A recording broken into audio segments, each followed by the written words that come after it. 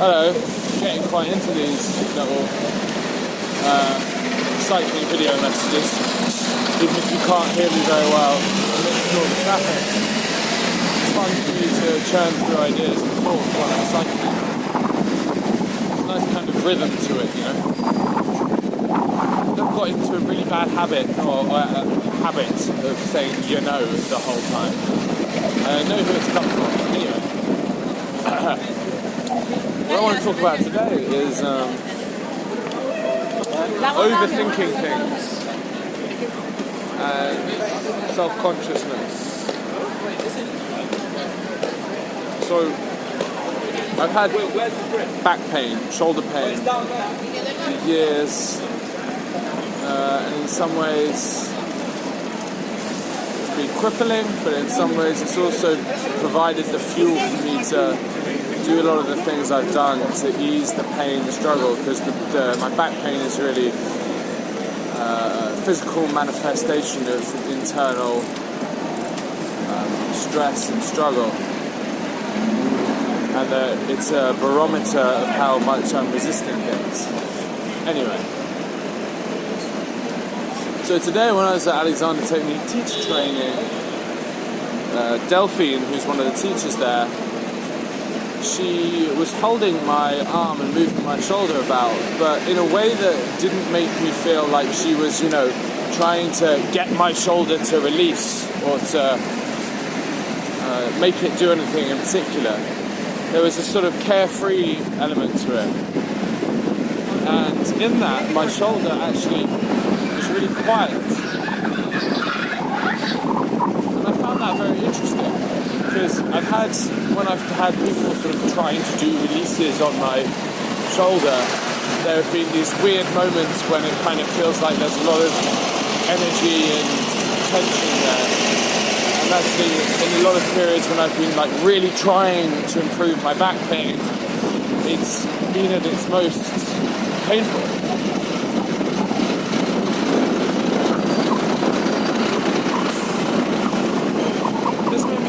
More generally about the things that I obsess over or stress about, and whether I might do better if I were to just take my foot off the pedal a bit. I think obviously the one that's cropping up at the moment, and has been cropping up a lot in recent videos, is being food. I have been blindly running around trying to find a healthy relationship with food. Is there anything to that? Really?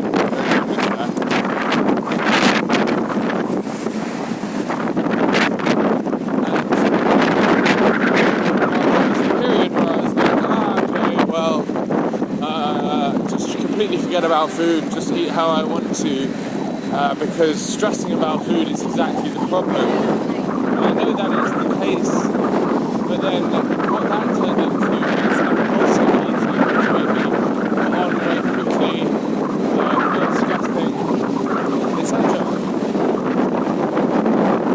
So as always, it's not just as simple as applying some kind of one-size-fits-all rule. Or it's something we need to kind of improve in every way.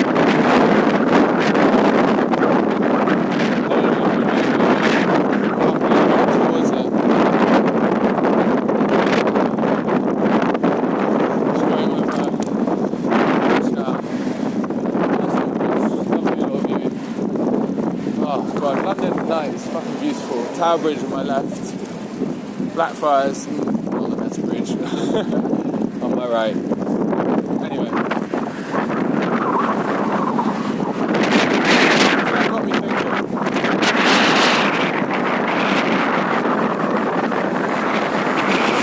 About how to apply kind of the right kind of effort to my relationship with food. I don't want to be shackled by doing 100 different things and keeping having that like caged feeling, but at the same time, I don't want to be just letting impulse guide me, because I know that there are some very fast automatic processes in me which,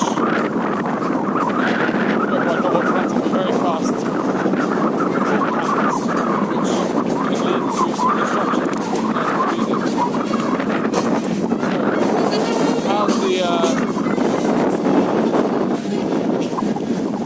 How do we find a balance here?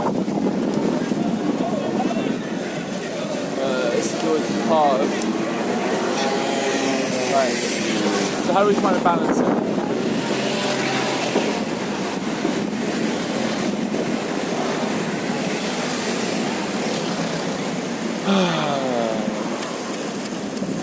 Yeah, I think while I'm in this stage of, at the moment, you know, my kind of these destructive thought patterns being quite strong, although admittedly much less strong than they were a couple of weeks ago.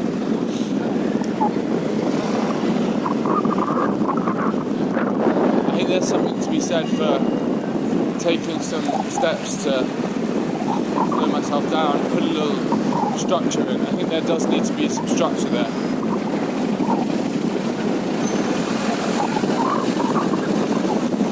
That's fine, as I said in the previous video, some structure is there. But you need to be careful that the structure doesn't turn into obsessive self-consciousness or, you know, manic control freakishness, which I am prone to. Yeah.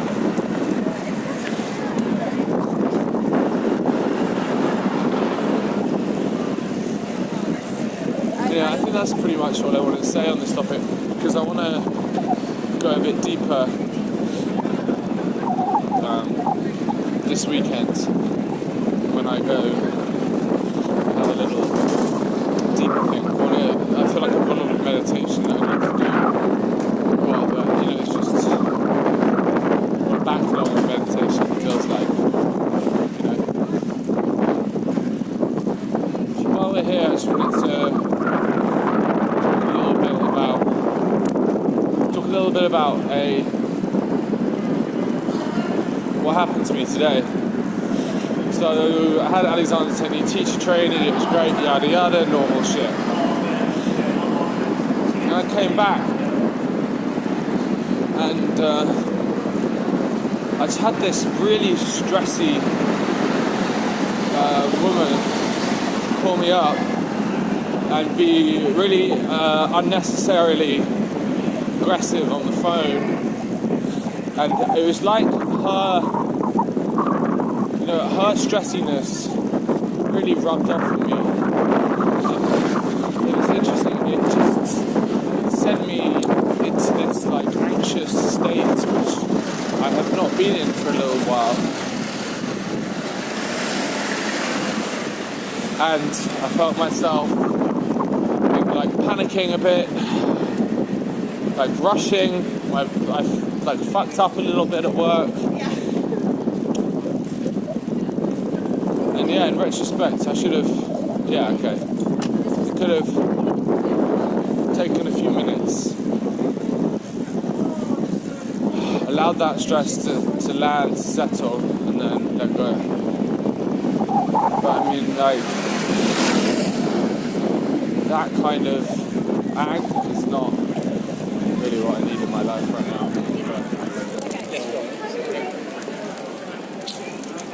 I don't know, generally I'm finding these past few months at work, they've been a bit annoying. Annoying, it's a funny word for it. Yeah, they're kind of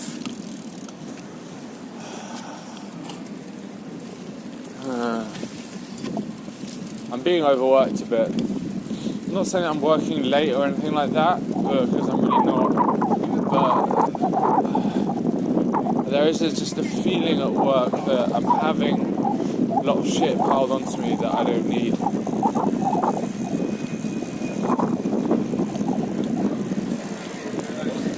And that shit,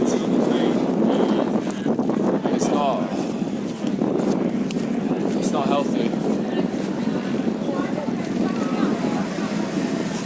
Yeah, it's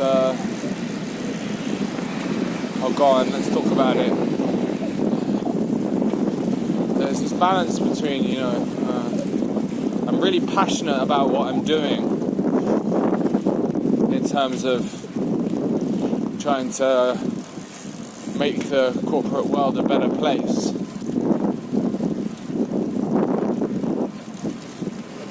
But at the same time, it's like the me that is trying to make the corporate world a better place is, I'm not my best when I'm amidst all that ag.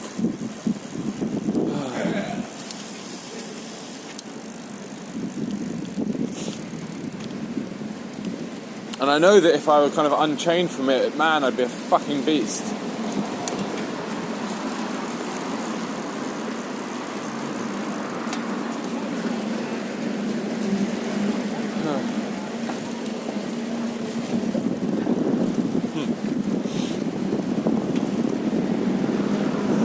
Is what I'm doing now really what I'm cut out to do?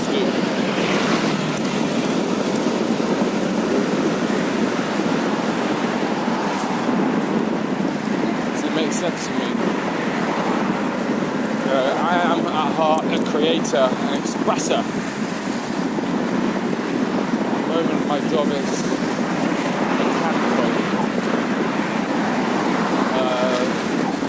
mechanical, bitty.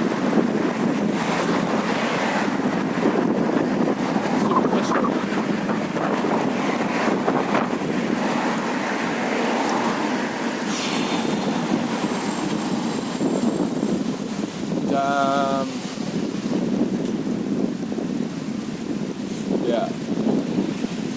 When I can like settle down and do my job, it's all good. Yeah,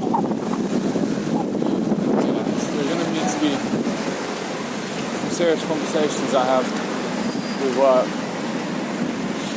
for the Christmas period.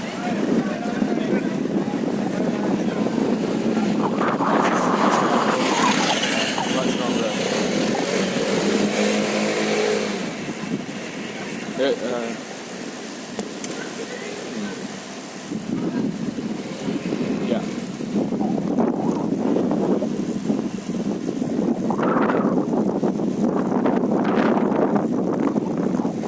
What I do to myself when I'm at work is becoming a little bit more apparent to me. These crazy patterns of contorting myself, of overworking, of shrinking, rushing. It's not healthy. That said though, fuck's sake, we look at my hour reach stats, and for some reason in the last 2 weeks my heart rate variability is 120, 130, which is obscenely high. I don't know what has happened to me in that period. It's fucking interesting. My heart rate variability has increased a lot over the course of this year, which suggests that I am dealing with stress a lot better.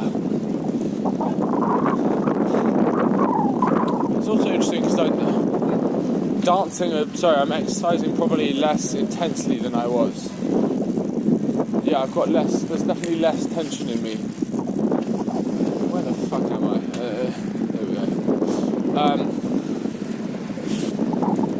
What's happened in the last few weeks? Because, it's been more than... I suppose I had quite an interesting summer, didn't I? Oh, go on, I'll just do this until I reach my door. Well...